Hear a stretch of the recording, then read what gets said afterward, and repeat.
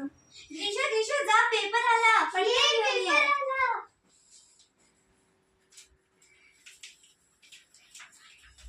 आई, पण नक्की पेपर मध्ये काय असतं?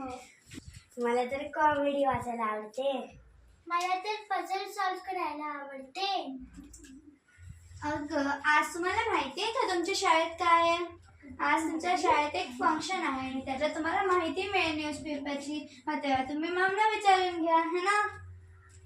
तेव्हा तुमच्या सगळ्या प्रश्नांची उत्तरे मिळतील तुम्हाला. मुलांना, तुम्हाला माहिती आहे का आज तुमच्या शाळेमध्ये न्यूज रिपोर्टर्स येणार आहेत. टाळ्या वाजवा सगळ्यांनी.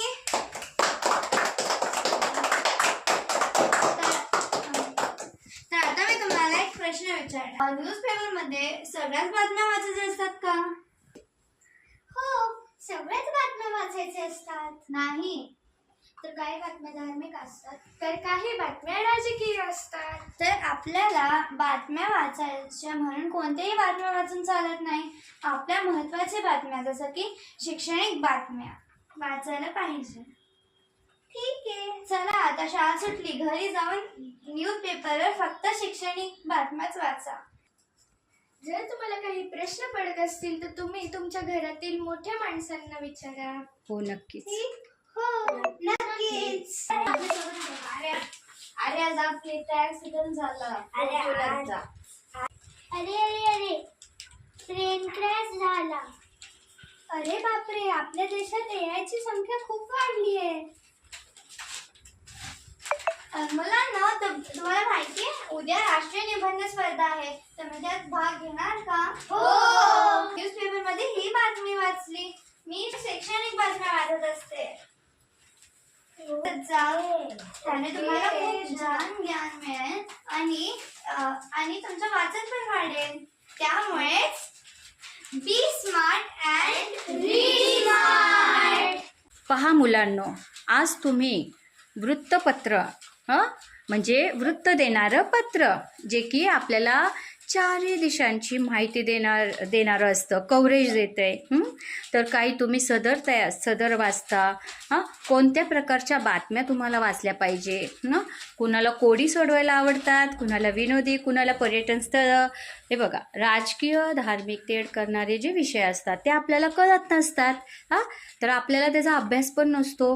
मोठ्या माणसांना खूपच गंभीर बातम्या येत राहिल्या तर तुम्ही तुमच्या घरातल्या व्यक्तींना विचारा, ते पण आवश्यकता असेल तर. नाहीतर तुम्हाला अभ्यास आहे, ज्याला वेळ पाहिजे, ज्ञान ग्रहण करत राहा. ओके, ज्या तुमच्या वयाच्या बातम्या आहेत त्या तुम्ही वाचा, आनंद घ्या, ज्ञान घ्या. आणि कोणत्याही बातम्या आधारभूत घटकांवरच बनल्या जातात. ओके, हे लक्षात घ्या. पूर्वीपासून जेव्हा ध्वनी निर्माण झाला, तो ध्वनी कसा निर्माण झाला? कोणी रडतंय, कोणी हसतंय, कोणी किंचाळतंय, ओरडतोय. भाषेचंच नंतर शोध लागला, बरोबर ना? भाषा ही नंतर अस्तित्वात आली. ध्वनी पहिला आला आणि मग भाषा, मग लिखाण, बरोबर ना? मग हे मांडलं गेलं. Well begun is half done. इंग्रजीत एक म्हण आहे, well begun is half done. म्हणजे जर तुमची सुरुवातच बातमीची छान झाली तर तुमचं अर्ध काम होतं, बरोबर? म्हणजे तुमचं टायटल कसं पाहिजे? एकदम ठळक आणि आकर्षक.